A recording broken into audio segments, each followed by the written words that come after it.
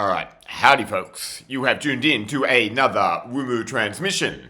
Now, today, something a little different, and I was just saying to my neighbour, if this one doesn't open your mind, best you be investing in some lubricant. WD-40 smells nice. But in all seriousness, slightly different format today. It's going to be kind of all over the place, but cohesive at the same time. We'll see how we go. Apologies if I do move through this fairly quickly. I'll try not to waffle on too much.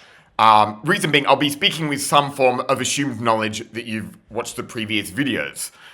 If you haven't, there's probably 6.5 hours worth there, which I'm sure you'd actually probably learn more than 6.5 years at uni. Why? Because university. I've been thinking about the universe too much. University only teaches one thing, right? It's uni one, right? So I like to think, as I'll get onto in the upside down world, as we've discussed on education before, I like to know a lot about a little and a little about a lot, as any good teacher should, I'll come to this. So the upside down, in reference to the education system, I've spoken about this previously, it is the inverse. It's the wrong way around, right? Instead of the curriculum or the board, the policy board feeding ideas to the curriculum board, feeding it to the teachers and so on and so forth, and then telling the students what is, it should be the students telling the teachers what they want to learn, following their highest passion and excitement, and the teacher should be a generalist, able to guide them through to their aligned path that they're interested in, right? But other things to note, and it's funny, a little synchronicity for you from the other day. When I spurned the idea of this upside down sort of episode, I was down at the pub 2 days ago, having a beer, probably 4 p.m. or something. And after a beer, I like to go have a spliff across the little alleyway there. And so I was walking over there, and I sat down, and bear in mind, I'm in my pajamas at 4 p.m., my Arsenal pajamas, bruised banana, of course. And I realized I had my pants on backwards, my pajamas on backwards. And I was just sitting there and I was like, that's pretty funny. Anyway, what else is upside down? Now, we've been speaking about Saturn, quite a little bit. And it kind of just came to me. Jesus was a Saturnian thinker, right? And isn't it ironic? The Divine Comedy, that is what this is, right? Great irony, great paradox. But Saturn, again, this is the highest chakra, the crown chakra, Father Time. So if you haven't had time to watch the previous 6.5 hours of Wumu lecture, I suggest you put on your Chronos and make time, right? That is what the demiurge, the master craftsman, does, right? That was a funny one. And then I also had just this little idea, and I'm speaking, and for those who have seen Stranger Things, I have not. But they speak of the upside down world, but we're already in it. Isn't it ironic? But the other show, of a similar note, are Pluribus. Now, again, I haven't watched this, but I understand the idea, and it kind of demonizes the idea of unity consciousness, the hive mind. Ooh, so scary. I just want to clear up what this hive mind unity consciousness is. Telepathy isn't reading someone's thoughts. It's not like that. In fact, I was listening to a Bashar transmission the other day, and he put it very eloquently. Or it was Daryl Anka, sorry. Quoting his Bashar, whatever. And that telepathy is actually teleempathy. It is understanding that you're a radio and you tune into thoughts according to your vibration. If someone is on the same wavelength as you, vibrating at the same right, with the right intent and all this, it's just the same idea comes to you twice, so you don't, to you both, so you don't need to say anything because you both just get it, right? That is a cohesive, resonant relationship, which all of humanity can have. But I will get to that a little bit later. Right. The idea of importance. No one is more important than anyone else. Funnily enough, I walk around with my little signs. I'll get onto this in a second, but I'll think of a sign tomorrow. Unimportant. You have to understand either we are all unimportant or we are all equally as important. I like to think the latter because we all are in our own degree, but the ego is the hindrance instead of a tool. which gets in the way of us understanding we all have our own part to play, our own unique part that makes up the whole. Something I will get onto again a little bit later. Now, what I mean by ego is a tool, because until it is one, it is a hindrance. The ego, again, it's an idea of yourself. Most people are not conscious that they're actually playing something other than themselves, and that is the ego getting in the way. But when you realize what you are, a meat suit, an avatar, right, a vessel for consciousness, a conscious spirit, an immortal conscious spirit, you understand. So Wumu, my ego, is my character that I play. I understand the role, and I'm consciously aware that I am playing a role. Okay, so then it becomes a tool. It is your brand, but consciously, right? And there's a very clear distinction between unconsciously and consciously ego being used as a brand or an idea of yourself, right? Because we are just experiencing an idea of ourselves. Anyway, disarmament, right? This is for people that feel insecure around others in being themselves, okay? I once was heavily insecure about being myself. I went to a posh school and, we get taught that the idea of success is money, wealth, fame, power, all these silly things, and not just to be yourself, And so when I didn't fit into that other idea of what success was, I felt unsuccessful, right? And it's a terrible place to be. That's why I ended up doing heroin and being a total drop kick junkie for however many years, It's, and this is part of the disarmament, right? So playing your cards, be true to yourself. If you have no secrets to hide, no one has any ammo, right? I don't work because I'm a hippie and I smoke weed most of the day, most days. I love to get high. I'm living with my parents. What of it though? I wouldn't want anything else. Like, I am so happy. And to accept that as true, and people will say, oh, you're privileged and you got this, that, and the other. Well, they're the cards I'm given. I'd be retarded not to play them. Wouldn't you? So, sorry, but not sorry. Whatever. It is what it is, okay? And truth, right? Truth only hurts when you reject it. Otherwise, it makes life brilliant. It's so easy because you don't have to think about hiding anything. You can just be kind of on automatic mode. That is the art of effortlessness in life. Life is easy if you let it be, right? Now, this is a really interesting idea. I've been touching on the three-prong aspect of health, mind, body, and soul, all this sort of thing. But just to create or provide a very tangible sort of idea of how this works, right? So when a thought enters your head, it translates to feeling, which we then react or act on. Okay, so the mind is the thought, the spirit, our soul, is what feels, is what emotes, right? And the body, the material, the matter, is what acts or reacts unconsciously to that feeling that comes from a thought. So it is three-pronged, it is a trinity, okay? I just thought that might help people kind of gauge the aspect of non-local consciousness. The thoughts aren't in here. We receive them, but this is still all in here. It gets a little bit funny. Anyway, I've also used the reality, that the sun is where our collective unconscious resides. That is our God, our source, so to speak, in this reality. And the earth is the matter, our mother, so the Father, the Son, the earth, the mother, the matter, matrix, same thing. And our soul is that ray of light, the conduit between matter and mind. All right, that is our spirit, okay? Now, just a fun little idea, and this I believe to be true. So if our whole reality, everything that we know, our whole mini-universe exists within this solar system, because we are just a product of our sun, and what we consider all that is our sun, then that would mean every single star in our bigger cosmos universe is its own conscious mind and probably is the father to our sun, which is projecting its own realities of all totally different stuff, totally different realms. Every single star on every other planet every planet is the screen to the star, the projector. I mean, how's that for imagination fuel? It's just a pretty cool sort of idea to think, and it's just so big, you're like, whoa. Anyway, true value. Okay, what is true value? True value is in utility. So paper ain't it. So if I was holding a $100 bill right now, okay, that is worth probably like a cent, half a cent to print. The money we define it with or we assign to it is an abstraction. It's not actually worth that.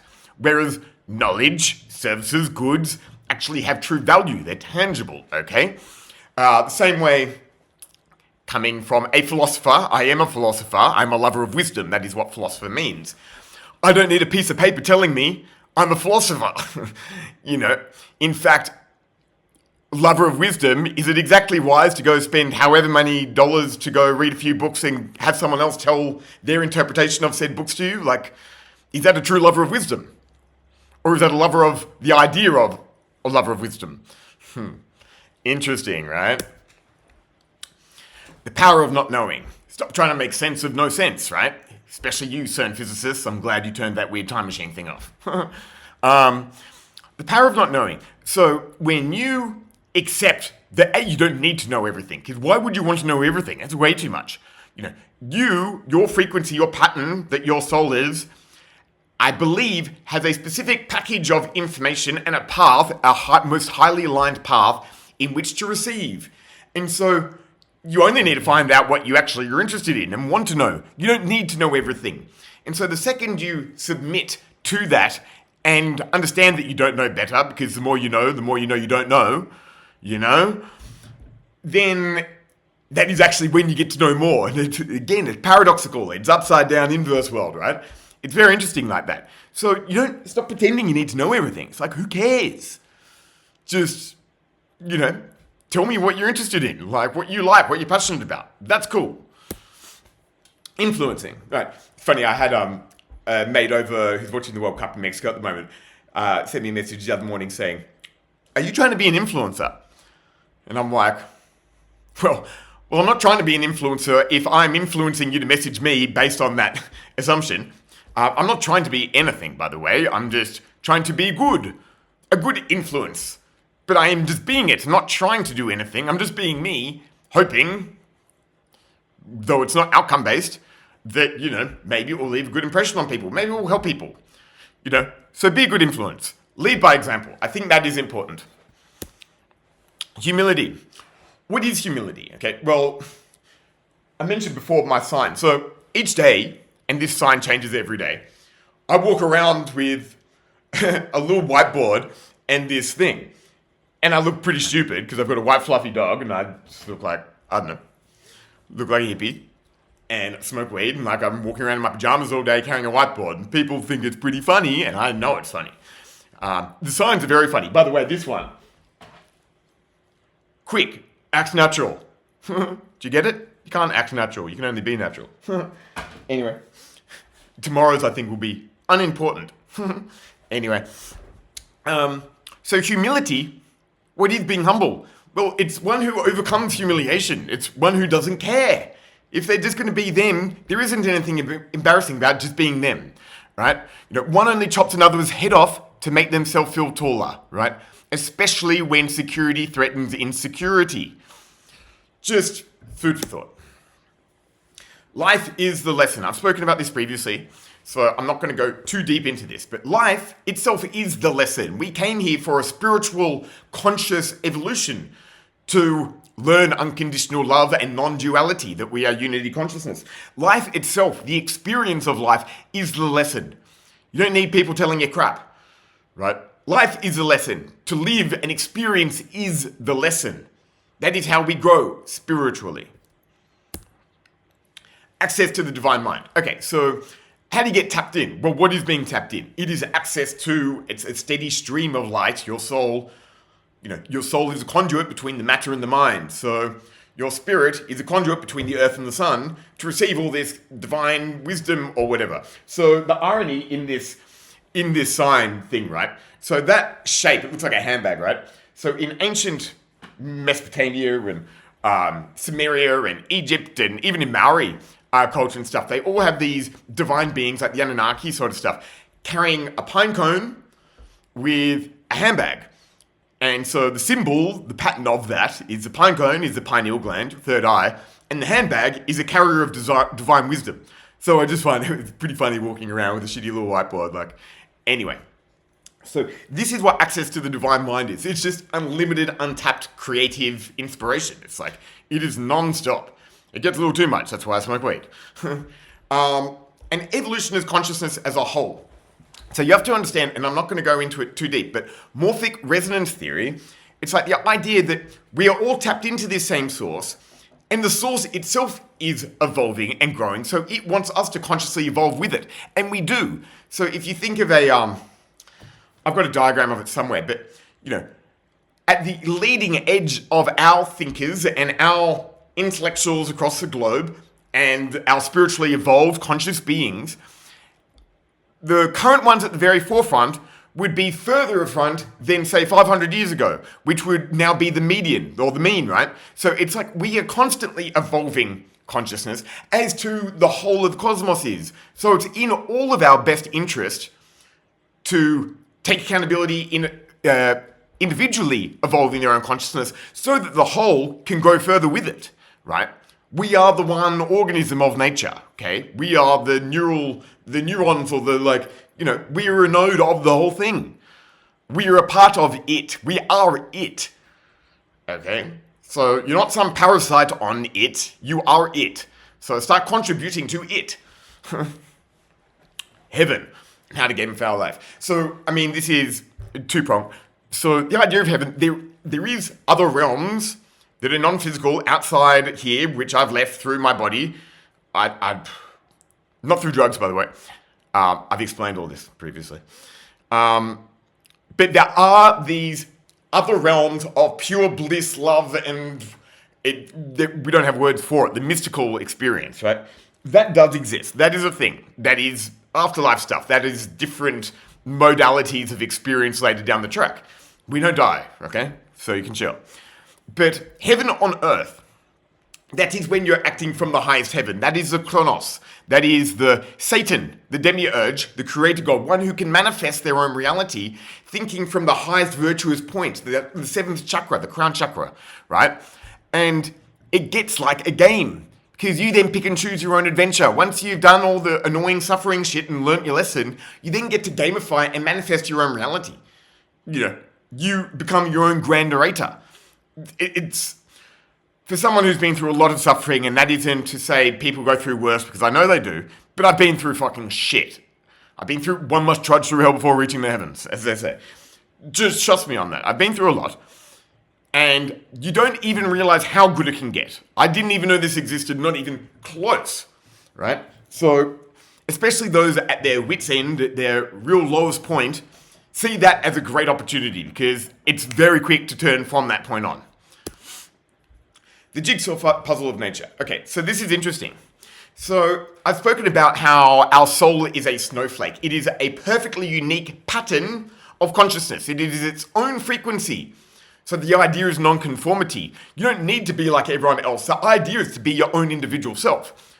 So if you can think of a huge jigsaw puzzle, but all the tiles are translucent, and you're one of those tiles, and the higher you raise your vibration, the more you raise your vibration, that is, your frequency is your authentic self. So the more you are, the higher your vibration rises. If you can imagine a translucent jigsaw piece, and that becoming more opaque, the higher you raise your vibration to your specific frequency. The idea is, if everyone just be their own unique self, then the whole jigsaw puzzle becomes clear. Then you get the full picture, and each one individually, in its own unique self, makes up the whole, and this is called resonance. This is a coherent picture. This is when we are a resonant being and a resonant species, and as a species we are here to evolve. There is so much more to this shit. We're only just getting started, right? So the idea is to be just you. Don't follow trends. Who cares? Just be you. It doesn't matter. Don't let other people tell you what's cool or what's right or what's wrong. Feel what's right. Let your soul speak. Right. Passive anarchy. So on that same notion, like collaboration trumps competition. When you understand there isn't anything to compete over because you're just competing against yourself, it only makes sense to collaborate. And so, what is it? People hear the word anarchy and think the whole world's burning down. No, anarchy just means we don't need to be governed. It means we don't need other people telling us what to do because we're responsible enough, take accountability for our own actions, and are well-intended enough to act in good spirit and govern ourselves as own sovereign individuals with free will, which is what we were designed for. All right? It doesn't mean tear the place down. No, it just means work together and get your shit together. Grow up? Well, I say grow down maybe. If people are going to take growing up as in being boring and lame and doing all that shit. Like, we're here to have fun and play. Like I said, gamify life. Work isn't work if it's doing what you want to do. That is play. All right? So the chill out. All of you just need to chill the fuck out. Right. Smoke some weed. Oh, no, but I hate weed. Well, why would you hate weed? Because it's an in drug. You know, same thing like ketamine or psychedelics or something. They're introspective, so you're just experiencing your inside, which if you hate weed, you probably don't like. That is why you're probably an out guy, you know? You're probably, I don't know, like a disinhibitor or a stimulant like cocaine or smoking crack or something, which I love too, by the way. But, why do you do that? Because it feeds the ego. The introspective ones dissolve it, right? So, a free spirit and an open mind, what could be scarier? Anyway, chill, bro. Now, if you'd like help, I've just set up a Proton Mail, woomoo777 at gmail at proton.me. Proton Mail. And I've also got my school page, which you can find through my links. I've got a TikTok as well, woomoo. Popping off over there, by the way. But I don't look at social media. I'm teaching all of this stuff. Like, if you come to me and you have a problem that you'd like help solving with, and you think these ideas might be able to help, and it's something a bit different, you know, and the reference to the reptile. So Peter Thiel is an analogy for the reptile. So I was just laughing at that. And his little secret society dialogue came out with their topic list for discussion, and one of them was as well as discussing how to survive World War III and all this retarded stuff. Money does buy happiness. Well, clearly it doesn't. I know it doesn't. They think they're happy, and I know they're not. So they can keep telling themselves that. Or, if they'd actually want to be happy, how much is that worth to you? Because, you know, if you're interested in it, hit a boy up, and I'll happily take your money, and I'll help you get happy. What is happiness worth to you? If you've got $1 trillion, what's 1 billion? I don't know. Do you want to be happy, Elon? Let me know. Anyway, that one was fun. Woo-moo. Woo-way.